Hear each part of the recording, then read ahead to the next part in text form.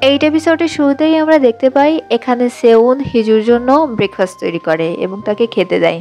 প্রথমবারের মতো তারা দুইজন একে অপরের সামনে বসে নিজেদের মনের কথা বলে। এরপরে সেউন হিজুকে বলে যে তোমার মনে যদি আরো কোনো কথা থাকে যেটা তুমি আমাকে বলোনি, সেটা চাইলেও তুমি আমাকে বলতে পারো।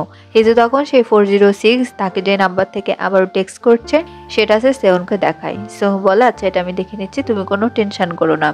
এদিকে আমাদেরকে রিয়েল 406 কে দেখানো হয়। সেদিন মূলত সেই 406 গিয়েছিল হিজুর কাছে যে হাসপাতালে তার ওই ফোনটাকে আনার জন্য, কিন্তু তার আগেই লিফটের মাঝে তার সেউনের সঙ্গে দেখা হয়ে যায়।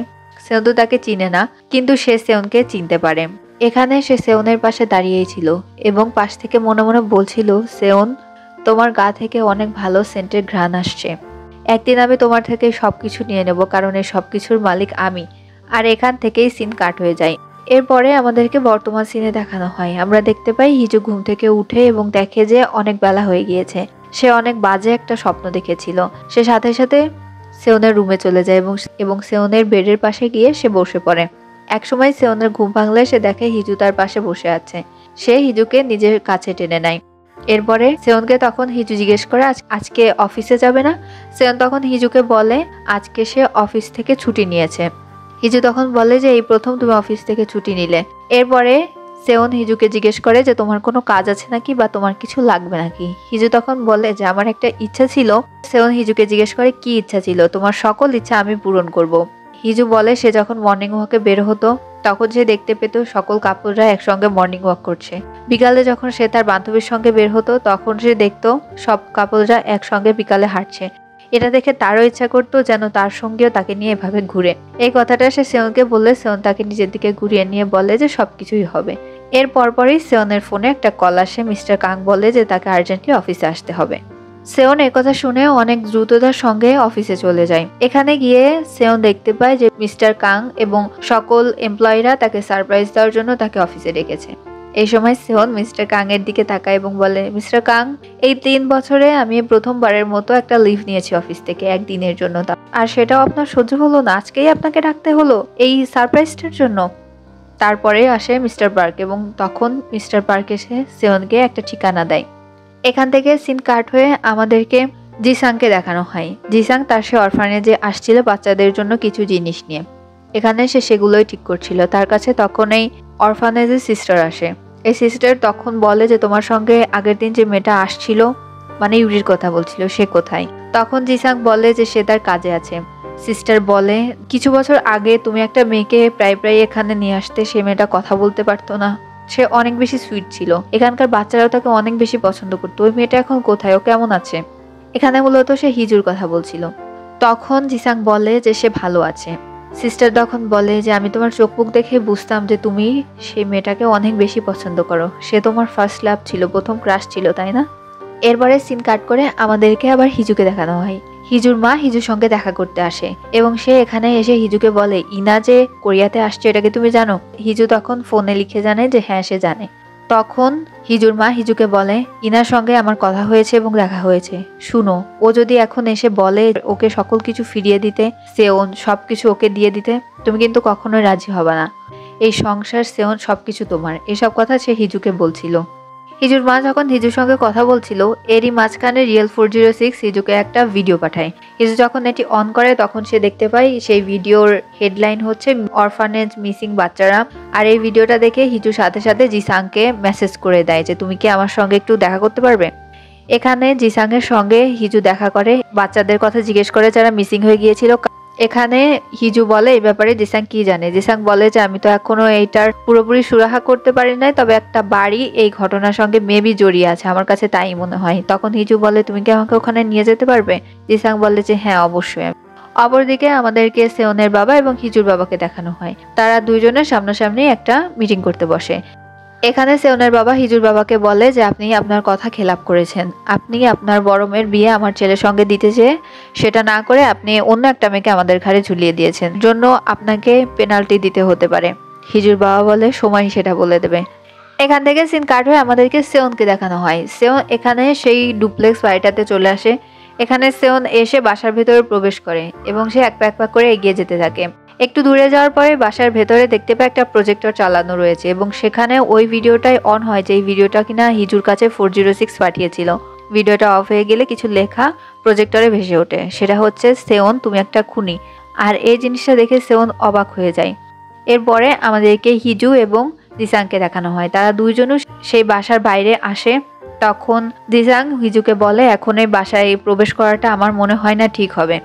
এরপরে দিসাং হিজুকে বলে এই বাসার সঙ্গে অনেক রহস্য জড়িয়ে আছে, তোমার এবং সেওনের কিন্তু অনেক মিল আছে এই ব্যাপারে, সেওনও আমার কাছে জিজ্ঞেস করেছিল। এরপরে আমরা দেখতে পাই দিসাং হিজুকে নিয়ে এখান থেকে বের হয়ে যায়। আর দূর থেকে সেওন, হিজু এবং দিসাংকে একসঙ্গে দেখে ফেলেছিল। দিসাং যখন তার কারটা নিয়ে রাস্তায় উঠে তখন আমরা দেখতে পাই পেছন থেকে সেওন জিসাংয়ের কারটাকে পিছু করছিল। দিসাং এই জিনিসটা লক্ষ্য করে, কিন্তু দিসাং তার গাড়িটা থামায় না, দিসাং তার গাড়ির স্পিড আরো বাড়িয়ে দেয়। এখানে হিজু দিসাংকে বলে যে সে কি করছে। দিসাং তখন অদ্ভুতভাবে হিজুর দিকে তাকায় এবং সে বলে তুমি কি শুধু আমার সামনেই কথা বলো না? আর এই জিনিসটা শুনে হিজু অনেক বেশি অবাক হয়ে যায়। মানে জিসাং এখানে এমনভাবে প্রিটেন্ড করে যে সে জানে হিজু আসলে কথা বলতে পারে। কিছুতেই যখন জিসাং গাড়ি থামাচ্ছিল না তখন সেওন তার গাড়ির স্পিড বাড়িয়ে জিসাংয়ের গাড়ির সামনে যায় এবং সেখানে জিসাংয়ের গাড়ির সামনে নিয়ে সে তার গাড়িটাকে দাঁড় করায়। জিসাং গাড়িটা থামিয়ে গাড়ি থেকে নেমে সেওনকে বলে তুমি কি পাগল হয়ে গিয়েছো সেওন? জিসাংকে বলে যে হ্যাঁ আমি পাগল হয়ে গিয়েছি, আর তোমাকে আমি হিজু চারপাশে দেখতে চাই না। এই কথা বলে হিজুকে যখন সে তার নিজের গাড়ির দিকে নিয়ে যাচ্ছিল তখন জিসাং সেওনের হাত চেপে ধরে এবং বলে যে তুমি এভাবে হিজুকে নিয়ে যেতে পারো না। সেওন তখন বলে যে আমি হিজুকে নিয়ে যেতে পারি। এই কথা বলে সে হিজুকে নিয়ে তার কারে বসিয়ে দেয়। জিসাং তখন বলে যে হিজুর সঙ্গে তোমার সম্পর্ক কি? সেওন তখন কোনো কথা বলে না এবং এখান থেকে চলে যায়। এখানে আমরা দেখতে পাই সেওন তার গাড়িটা সাইড করে এবং এরপরে সে হিজুকে জিজ্ঞেস করে যে তুমি জিসাংয়ের সঙ্গে এখানে কি করছিলে? হিজু তখন সেই 406-এর দেওয়া ভিডিওটা সেওনকে দেখায় এবং বলে যে আমি এই জন্য আসছিলাম। তখন সেওন বলে যে তোমার কি আমার উপর একটু রাস নাই? ব্যাপারটা তো তুমি আমাকেও বলতে পারতে, এভাবে হুট করে একটা ছেলের সঙ্গে এখানে আসলে তোমার তো কোনো বিপদও হতে পারতো। হিজু কান্না করে দেয় এবং বলে যে আমি অনেক বেশি ভয় পেয়েছিলাম। তখন সেওন বলে যে কিসের এত ভয় তোমার? হিজু বলে যে আজকে সকালে আমি অনেক দুঃস্বপ্ন দেখেছিলাম তোমাকে নিয়ে, এরপরে তোমার মতো ভালো আমাকে এই পর্যন্ত কেউই বাসে নাই, আমি ভয় পাচ্ছিলাম তোমাকে হারিয়ে ফেলার জন্য। এরপরে হিজু সেওনকে বলে আমি তো তোমাকে আমার সব কথাই বলে দিয়েছি সেওন, এমন কি কিছু আছে যেটা তুমি আমাকে বলো না? এমন কিছু থাকলে তুমি আমাকে সেটা বলে দাও। তখন সেওন হিজুকে কাছে টেনে নেয় এবং সে বলে যদি কোনোদিন আমার টাইটেল, আমার বংশ পরিচয় সকল কিছুও চলে যায় তাহলে তুমি একটা জিনিস সবসময় মনে রেখো যে একটাই সত্য আমার জীবনে রয়ে যাবে, সেটা হচ্ছে আমি হিজুর পাক সেওন। আর এই কথা বলে সে হিজুকে জড়িয়ে ধরে। এর পরবর্তী সিনে আমাদেরকে দেখানো হয় ইনা এবং তার বাবাকে। এখানে ইনা তার বাবার সঙ্গে দেখা করতে আসে এবং সে তার বাবাকে একটা কাগজ দেখায়, যে কাগজটা কিনা ইনা অ্যাব্রোডে থাকতে পেয়েছিল। এই কাগজটাতে মূলত ছিল হচ্ছে ডিএনএ টেস্টের রিপোর্ট, সেটা হচ্ছে পাক সেওন এবং তার বাবার ডিএনএ টেস্ট, যেখানে পাক সেওনের বাবার সঙ্গে তার ডিএনএ ম্যাচ করে নাই। আর এই জিনিসটা দেখে ইনা তার বাবাকে জিজ্ঞেস করে যে পাক সেওন কি তাহলে মিস্টার পার্কের আসল ছেলে না? এই কথা বলার পরে ইনা তার বাবাকে আবার পাল্টা কোশ্চেন করে তুমি কি এটা আগে থেকেই জানতে? কারণ তোমার ফেস এক্সপ্রেশন থেকে তো মনে হচ্ছে যে এটা তুমি নতুন জানছো না। ইনার তখন তার বাবাকে বলে তাহলে কি এই জন্যই তুমি আমাকে কোরিয়া থেকে যেতে দিয়েছিলে, কারণ তুমি আগে থেকেই জানতে পাক সেওন মিস্টার পার্কের আসল ছেলে না এবং ওর বংশ পরিচয়টাও মিথ্যা। তখন ইনার বাবা ইনাকে বলে ইনা তুমি এইসব ব্যাপার নিয়ে মাথা ঘামিও না, তুমি তোমার প্রেজেন্টে ফোকাস করো। আমাদেরকে একটা ফ্ল্যাশব্যাকের সিন দেখানো হয় যেটা কিনা ইনার বাবা কারোর দিকে বন্দুক তাক করে রেখেছে, অনেক বেশি বৃষ্টি পড়ছে আর এখান থেকে সিন কাট হয়ে যায় আর ইনার বাবা একটু ইতস্তত বোধ করতে থাকে। এরপরের সিনে আমাদেরকে দেখানো হয় সেওনের বাবা এবং সেওনের মাকে, তারা কিনা ইন্টারভিউ দিতে এসেছিল একটা টিভি চ্যানেলের কাছে। লাস্টে সেওনের মা কিছু কথা বলে, সে ক্যামেরার দিকে তাকিয়ে বলে সেওন বাবা তুমি সবসময় মনে রাখবে যে তোমার মা সবসময় তোমার ভালো চেয়ে এসছে এবং তোমাকে প্রোটেক্ট করে এসছে। আগেও আমি তোমাকে প্রোটেক্ট করে এসেছি এবং এখন আমি তোমাকে প্রোটেক্ট করে যাচ্ছি। এখানে আবার তার সেই ফ্ল্যাশব্যাকটা দেখানো হয় যেখানে সে একটা বাচ্চাকে নিয়ে রুমে আটকিয়ে দেয় এবং সেই বাচ্চাটা মামা বলে চিৎকার করে কান্না করছিল এবং সে বাচ্চাটার উদ্দেশ্যে বলে আমি যা করছি তোমার ভালোর জন্যই করছি। এখান থেকে সিন শিফট হয়ে আমাদেরকে হিজুকে দেখানো হয়। হিজু তার অফিসে জয়েন করে এবং সকল কালিগরা হিজুকে দেখে অনেক বেশি খুশি ছিল। পরবর্তী সিনে আমাদেরকে পাক সেওনকে দেখানো হয়, সে সকল মিডিয়া হাউসের সামনে গিয়ে আবার বক্তৃতা দিতে যায়। এরপরে তার বক্তৃতা শেষ হলে সাংবাদিকরা তাকে কোশ্চেন করতে চায়। পাকসেওন তখন মাইক অফ করে দিয়ে সবার উদ্দেশ্যে বলে, আমি অফ ক্যামেরাতে আপনাদের সকল কোশ্চেনের অ্যান্সার দিতে চাই, ফিল ফ্রি ভাবে কোশ্চেন করতে পারেন। সবাই তো একটু অবাক হয়ে যায় এই কথাটা শুনে, এক এক ধরনের কোশ্চেন করতে থাকে। তখন পাকসেওন বলে যে আমি এখনই আপনাদের এসব কোশ্চেনের কোনো অ্যান্সার দিচ্ছি না, প্রেজেন্টের কোনো ব্যাপার নিয়ে যদি বলা থাকে তাহলে আমাকে বলতে পারেন। এরপরে পাকসেওন সেই রিয়েল 406 এর দেওয়া ভিডিওটা একটা টিভি স্ক্রিনে চালিয়ে দেয় এবং বলে, আপনারা এই ভিডিওটাতে কি রহস্য লুকিয়ে আছে এটা যদি আমাকে বলতে পারেন তাহলে আমি যে এই কাজটা করে দিতে পারবে আমি তার সঙ্গে পার্সোনালি একটা ইন্টারভিউ করব এবং আপনাদের সকল কোশ্চেনের অ্যান্সার দিব। পরবর্তী সিনে আমাদেরকে হিজুকে দেখানো হয়, সে তার পুরনো কালিকদেরকে ট্রিট দিচ্ছিল তার নতুন জব পাওয়ার জন্য।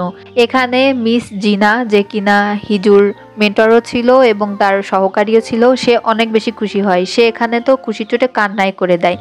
এরপরে সে হিজুর উদ্দেশ্যে বলে, আমার ছোট্ট হিজু যে কিনা কিছুদিন আগে আমাদের অফিসে জয়েন করেছিল। হিজু তাকে সান্ত্বনা দেয় এবং কান্না করতে নিষেধ করে। অন্যদিকে আমরা দেখতে পাই একজন বয়স্ক লোক একটা ফিশিং সাপ্লাই শপে কাজ করে। সেই লোকটা পাকসেওনের অফিসে ফোন দেয়, ফোনটা মিস্টার কাং ধরে এবং এখানে সে পাকসেওনের সঙ্গে কথা বলতে চায়। এর পরবর্তী সিনেই আমাদেরকে সেওনকে দেখানো হয়। সেওনের কাছে এসে মিস্টার কাং এই কথাটা বলে এবং সেওন অনেক বেশি অবাক হয়ে যায়। সে তার ফ্ল্যাশব্যাকের কল্পনা করে। এখানে সেওন যে ফিশারম্যানটা সেওনকে ফোন দিয়েছিল তাকে দেখানো হয়। সেওন যখন ছোট ছিল সেই ফিশারম্যান তাকে খাবার সার্ভ করছে এবং তারা অনেক মজা করে খাবার খাচ্ছিল, তারা একসঙ্গে সময় কাটাচ্ছিল। এই সময় একটা কালো গাড়ি সেখানে এসে থামে এবং সেই ফিশারম্যানটা সেওনকে সেই কালো গাড়ির দিকে এগিয়ে যেতে বলে। সেওন তখন সেই কালো গাড়িতে উঠে পড়ে। লাস্টে যখন সে যে ফিশারম্যানের দিকে তাকিয়েছিল সেই ফিশারম্যানটাও অনেক বেশি কান্না করছিল, সেওনও অনেক বেশি কান্না করছিল। এরপর প্রেজেন্টে আমাদেরকে সেওনকে দেখানো হয়। এরপরে আবার সিন শিফট হয়ে আমাদেরকে সেওনের ফ্ল্যাশব্যাকে দেখানো হয়। সেওন একদিন রাত্রে ঘুমিয়েছিল। এই সময় সে দেখতে পায় যে পাশেই লেকে একটা কিছু শব্দ হচ্ছে পানিতে। সেওন যখন তার রুম থেকে বের হয় তখন সে দেখতে পায় যে একজন বয়স্ক লোক একটা বাচ্চাকে সে পানিতে চুবিয়ে দেওয়ার চেষ্টা করছে। আর এই জিনিসটা দেখে সেওন অনেক বেশি শকড হয়ে যায়। তখন এই ফিশারম্যানটা সেওনের কাছে এগিয়ে আসে এবং সেওনের চোখটাকে সে চেপে এখান থেকে সরিয়ে নিয়ে যায়। অন্যদিকে আমরা ইনাকে দেখতে পাই, সে আসে হিজুর সঙ্গে দেখা করতে।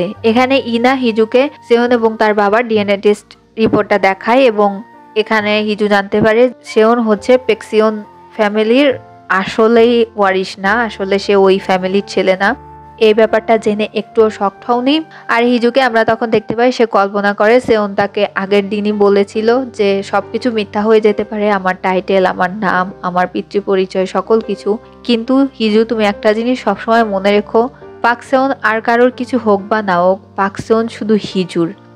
এরপরে হিজুকে আমরা দেখতে পাই সে তার পিসির সামনে বসে সেওন এবং তার ছবি দেখতে পাই, যেখানে কিনা তাদের পিকনিকের ছবি ছিল। আর প্রতিটা ছবিতে সেওন অপলক দৃষ্টিতে হিজুর দিকে তাকিয়েছিল। এই জিনিসটা দেখে হিজুর অনেক বেশি মায়া লাগে তার প্রতি এবং তার মনে হয় একটা মানুষ তাকে কত বেশি ভালোবাসতে পারে।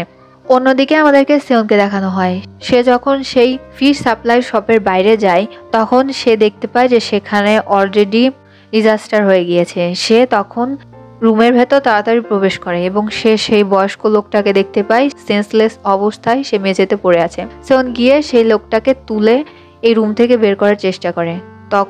তখন অগ্নিদাহিত হয়ে যায় চারপাশে এবং সেওন সেখানেই পড়ে যায়।